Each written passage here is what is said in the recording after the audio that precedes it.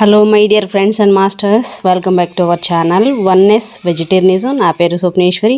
ముందుగా మనందరి గురువు అయిన డాక్టర్ బ్రహ్మశ్రీ పితామహపత్రి సార్కి నా యొక్క అనంత కోటి ఆత్మ ప్రణామాలు. సత్యలోకవాసులకి, దివ్యలోకవాసులకి, మహాకారణ లోకవాసులకి, నక్షత్ర లోకవాసులకి, ఏంజల్స్కి, మహావతార్ బాబాజీకి, బుద్ధ భగవానుడికి, రామ్తా మాస్టర్కి, పరమాత్మైన సదానంద యోగి మహారాజ్కి, పరమ గురువులకి, పరమ గురుమండలంతటికి నా యొక్క అనంత కోటి ఆత్మ ప్రణామాలు. యాస్ట్రల్ మాస్టర్స్ అందరికీ పేరు పేరున స్వాగతం, సుస్వాగతం. Welcome masters, welcome. Thank you. అయితే రోజులాగానే ఈరోజు కూడా మరింత జ్ఞానాన్ని, విజ్ఞానాన్ని షేర్ చేయడానికి మరి శాంత మేడంకి సాదరంగా వెల్కమ్ చేసేసుకుందాం masters. Madam welcome. Welcome to our session madam. Over to you madam, Shanta madam. Thank you madam, thank you. ముందుగా మన యొక్క గురువైన బ్రహ్మర్షి పితామహ పత్రి సార్ గారికి, స్వర్ణమాల పత్రి మేడం గారికి అనంత కోటి ఆత్మ ప్రణామాలు ఉంది. అలాగే వన్నెస్ వెజిటేరియన్ టీవీ వ్యవస్థాపక స్వప్నేశ్వర మేడం గారికి ఆత్మ ప్రణామాలు. విశ్వంలోని గురువులందరికీ ఆత్మ ప్రణామాలు అండి. అలాగే రామకృష్ణ పరమహంసకు, శారదామాతకు నా యొక్క ఆత్మ ప్రణామాలు. మా తల్లిదండ్రులకు ఆత్మ ప్రణామాలు. నాకు ఎంతగానో సహకరిస్తున్న నా కుటుంబ సభ్యులందరికీ కృతజ్ఞతలు, ధన్యవాదాలు.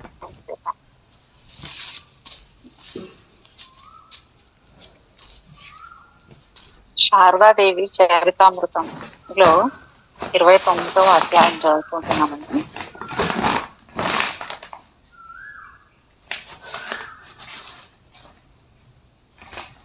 దక్షిణేశ్వర రోజులలోనే మాతృదేవికి సేవకునిగా లాటు వ్యవహరించాడు. గురుదేవుల నిర్యాణంతరం స్వామి అద్భుతానంద పేరిట వరాహనగర మఠంలో ఇతర సన్యాసులతో పాటు ఉంటూ సాధనను అనుష్ఠించాడు. అంటే మనసు ఉపసంహరణ అనే పీఠిక గురించి చెప్తున్నారండి ఇక్కడ. ఒకసారి ఆయన బలరాం బోసు ఇంట్లో ఉంటున్నప్పుడు మాతృదేవి కూడా అక్కడ ఉన్నారు. ఒకరోజు మాతృదేవి బయలుదేరడానికి సంసిద్ధులయ్యారు. అప్పుడు ఒక వ్యక్తి అద్భుతానంద వద్దకు వచ్చి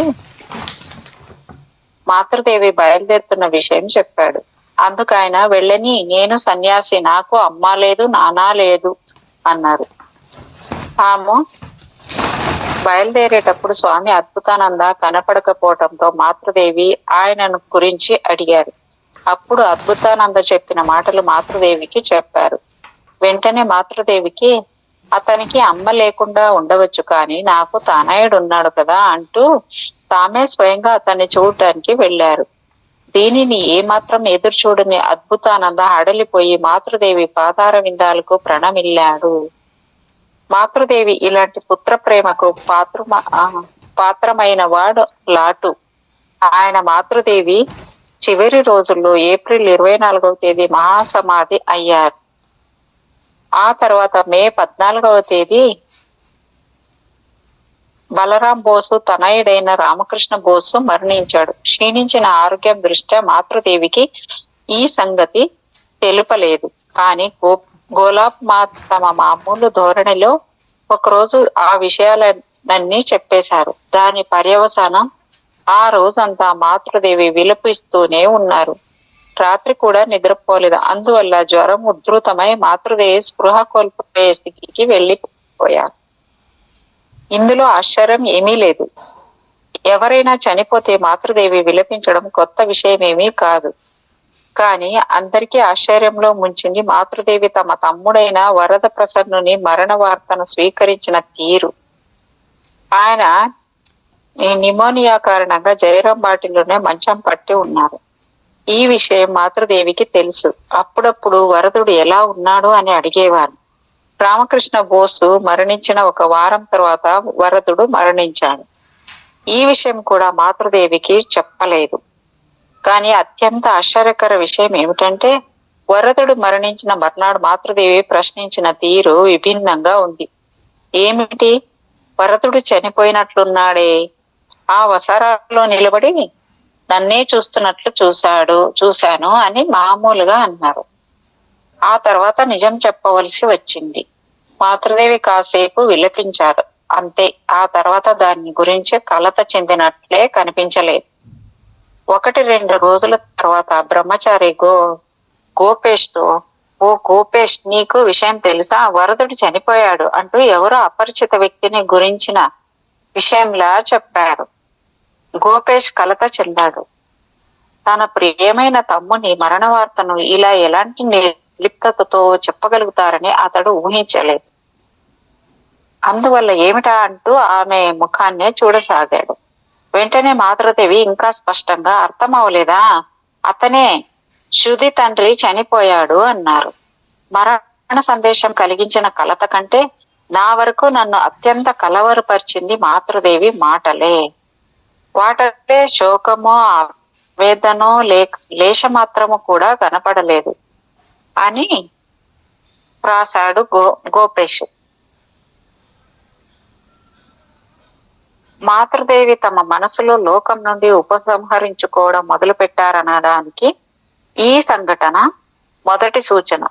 ఈ తర్వాత ఆమె మాటలు చేతలు ఈ మనోస్థితిని ప్రతిఫలించాయి. గౌరీమ గంగా నదిలో స్నానం చేసి తిరిగి వెళ్ళేటప్పుడు రోజు వచ్చి మాతృదేవిని దర్శించుకునేది. ఆమె ప్రక్కన కొంతసేపు కూర్చొని యోగక్షేమాలు విచారించేది. అట్లే ఇప్పుడు కూడా వచ్చింది. కానీ ఆ రోజు ఆమె లోపలికి రాగానే మాతృదేవి, "రోజు ఇక్కడికి వచ్చి ఎందుకు ఇబ్బంది పెడుతున్నావు? ఎందుకు వస్తున్నావు? దేనిని చూడడానికి వస్తున్నావు?" అని కాస్త కటువుగా అడిగారు. మాతృదేవి ప్రశ్నలతో హడలిపోయిన గౌరిమ, "అమ్మ, మీరు మంచం పట్టి ఉన్నారు, మేమెలా స్థిమితంగా ఉండగలం? ఎప్పుడు మీ దగ్గరే ఉండగోరుతున్నాం, కానీ తీరిక దొరకడం లేదు. అందువల్లే రోజు ఒక్కసారైనా వచ్చి వెళుతున్నాను" అంటూ మెల్లగా చెప్పింది. కానీ మాతృదేవి అదే ధోరణిలో, "నా వద్దకు రావడం వల్ల ప్రయోజనం ఏమిటి? ఎవరి సమస్యలను వినే స్థితిలో ఇక లేను" అంటూ నిష్కర్షగా అన్నారు. కాలాంతరంలో స్వామి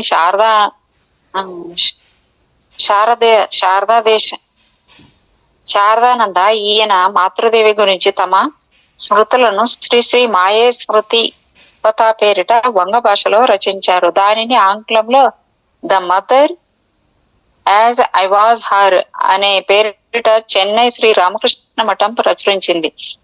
మాతృదేవి గురించి అనేక విషయాలు, స్వామికి ఆమె పట్ల గల ప్రగాఢ భక్తి ప్రపత్తులు ఈ గ్రంథం తెలుపుతుంది. తర్వాత కాస్త శాంతించి, అంటే ఎవరి సమస్యలను వినే స్థితిలో లేను, ఇక నేను లేను అంటూ నిష్కర్షగా అన్నారు మాతృదేవి.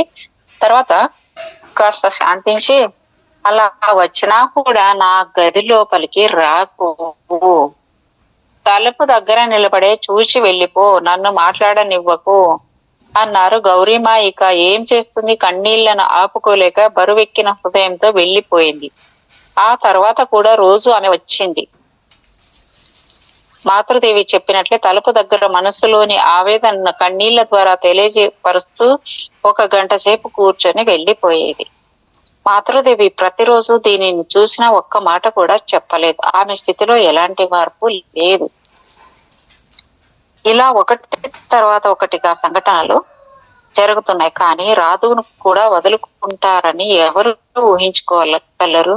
అది జరగనే జరిగింది. ఒకరోజు భక్తుడొకడు మాతృదేవితో, "మీ ఆరోగ్యం ఇంతగా పాడైపోయిందే, ఇంత బలహీనంగా మిమ్మల్ని నేనెప్పుడూ చూసింది లేదు" అన్నాడు. అందుకు మాతృదేవి, "అవును నాయనా, శరీరం చాలా బలహీనమైపోయింది. ఈ శరీరం మూలంగా గురుదేవుల కార్యాలు ఏవేవి జరగాలో అవన్నీ పూర్తయ్యాయి అనిపిస్తుంది. ఇప్పుడు నా మనసు ఆయననే కోరుతూ ఉంది, మరి దేన్ని కోరటం లేదు. చూడు, రాధుని ఎంతగా ప్రేమించాను. ఆమె సంతోషం కోసం, సదుపాయాల కోసం ఎన్ని శ్రమలు కోర్చాను. కానీ ఇప్పుడు అంతా మారిపోయింది. ఆమె నా దగ్గరకు వస్తేనే ఏదోలా అనిపిస్తోంది. ఆమె ఎందుకు ఇక్కడికి రావాలి? నా మనసును దిగజార్చడానికి ఎందుకు ప్రయత్నించాలి అనే ఆలోచన వస్తుంది. తమ కార్యం కోసం గురుదేవులు నా మనసును వీటన్నిటితో పాటు బంధించి ఉంటారు. లేకపోతే ఆయన నిష్క్రమించిన తర్వాత నేను గలిగి ఉండేదాన్నా" అన్నారు. చెప్పడం మాత్రమే కాదు, అలాగే చేశారు కూడా. ఒకరోజు రాధుని పిలిచి, "నువ్వు ఇకపై ఇక్కడ ఉండవద్దు, జయరాం బాటికి వెళ్ళిపో" అన్నారు. ప్రక్కనే సరళ, అమ్మా మీరేమంటున్నారు, రాధు లేకుండా మీరు ఉండలేరే అంది. అందుకు మాతృదేవి నిశ్చయ ధోరణిలో, తప్పక ఉండగలుగుతాను. నా మనసును ఆమె నందు ఉపసంహరించుకున్నాను అన్నారు.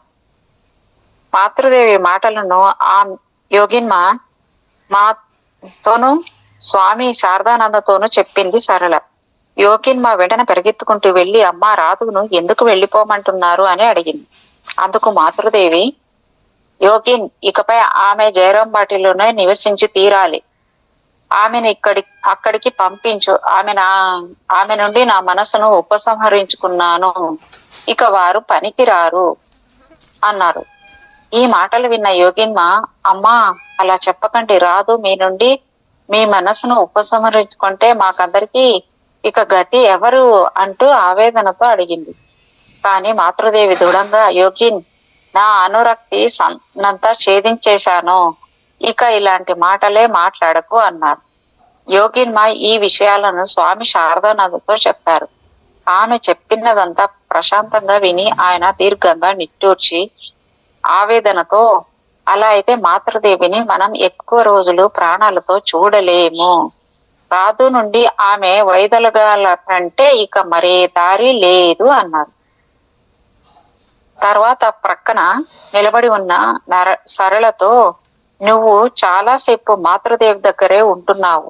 మాతృదేవి మనస్సును రాధు వైపు త్రిప్పడానికి ప్రయత్నించి చూడు అన్నారు. సరళ కూడా నానా రకాల ప్రయత్నించింది, కానీ అవేవి ఫలించలేదు. మాతృదేవి ఒకరోజు ఆమెతో, నువ్వు ఎంతగా ప్రయత్నించినా విడివడిన మనస్సు మళ్ళీ కిందికి రాదు, దీనిని అర్థం చేసుకో అన్నారు. తర్వాత సరళ కూడా తన ప్రయత్నాలు మానుకుంది. రాధు నుండి మాత్రమే కాకుండా నళిని, మాకు, వారి బిడ్డల అందరి నుండి మాతృదేవి తన మనస్సును ఉపసంహరించుకున్నారు. అందరినీ జయరాంబాటికి పంపమన్నారు. వారు కంటబడినా సహింపలేకపోయారు. అందువల్ల నళిని ఆమె కంటబడడానికే జంకేది.